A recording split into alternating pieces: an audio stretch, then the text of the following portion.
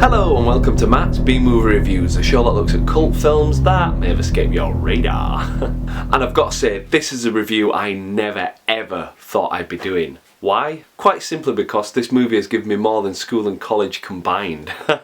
Sounds a little bit OTT, but I'll get to it. So prepare yourself for 1982's The Evil Dead. Here's the plot. 5 college kids go to an old cabin in the woods to party down. Unfortunately, that's the last thing they'll be doing as they discover the Naturum de Monto, Book of the Dead, and also a professor's tape recordings that recite the book. I wouldn't play that if I were you.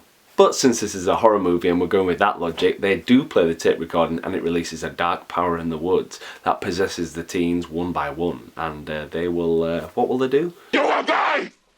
Like the others before you. One by one we will take you. Yeah, that's the one.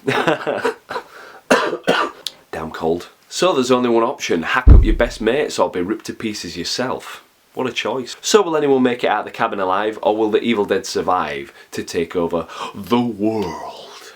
So where do I actually begin with this movie? Personally, I first saw the Evil Dead on late night TV back before there was any sort of digital Skytext. I had no idea what I was getting myself in for. The Evil Dead popped on and I dare say it blew my young mind. I think I was 12 or 13 or something at the time, and I just couldn't believe it. This was back in the late 90s, and even though the movie had been released, the BBFC had made some heavy cuts, which didn't actually destroy any of the tension of the movie, but does get rid of some of the excess gore, like these bits. Shut up!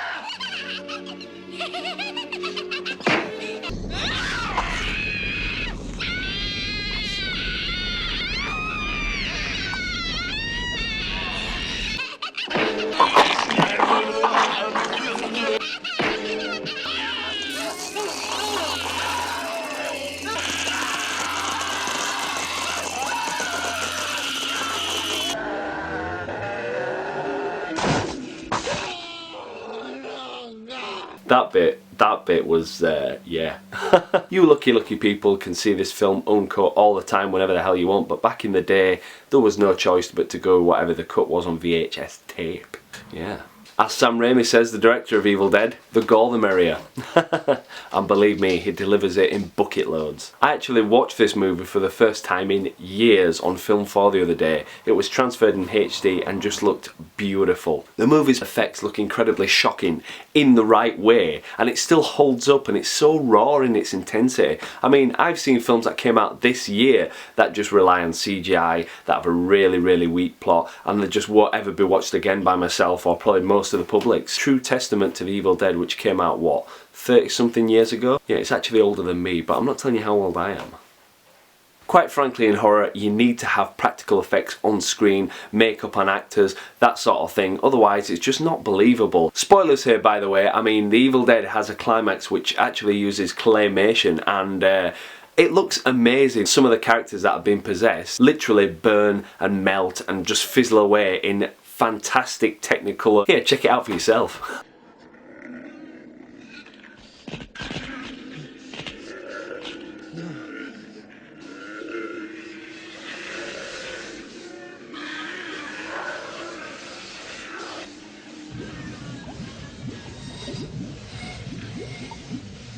You see what I mean? It's like trapdoor on acid. I love it. And you can clearly see what lit a fire under Lee Hardcastle's arse. You just don't know when you're taking something too far. Hit her! Hit it! If you've not seen his version of Evil Dead in 60 seconds, go check that out now, link in the description.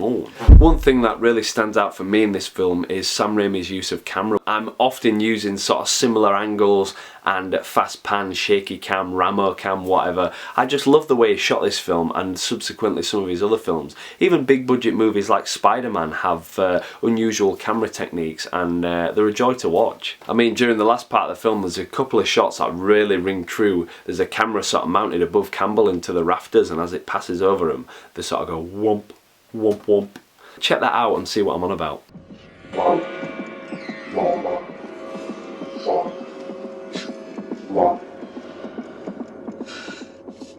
And what about this shot as well?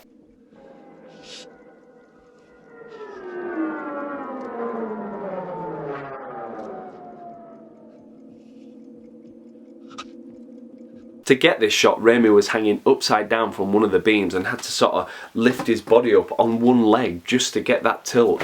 That is amazing. Honestly, I love this movie on so many levels. Its raw intensity and the tension that just seems to just get twisted further and further as the movie goes on. Plus, you lot know that I love a really good supernatural horror movie, and this has the elements of a really good ghost story, so it's always going to be a go-to film for me. Plus, something that really speaks to me is the struggle that went on behind the scenes of a young set of filmmakers who went through this shoot. They were working in the cold, there was no running water, it went from 4 to 8 week shoot, and they did various reshoots of shots that they didn't get. They didn't know if the movie was going to be released, they didn't have a clue. And it also makes me a little bit ashamed that I haven't achieved my feature film, because in this day and age with digital, as I'm shooting on now, it's a lot simpler to create things.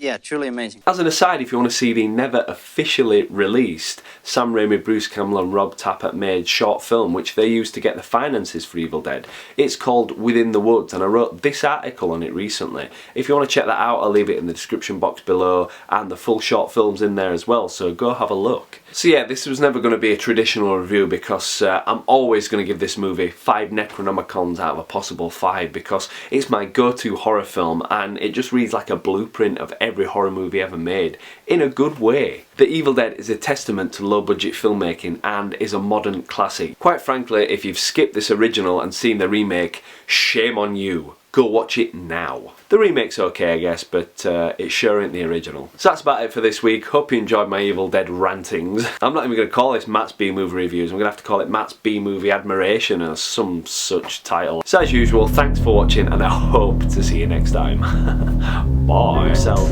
Bruce Campbell, and Sam Raimi's brother, Ted Raimi, who's a staple of those type of movies. I recently discovered this. Some genius YouTuber had found this old advert on a VHS tape. You know, remember VHSs? They used to look like this? Not Betamax, that's something completely different. Well, not completely, but I'm getting ahead of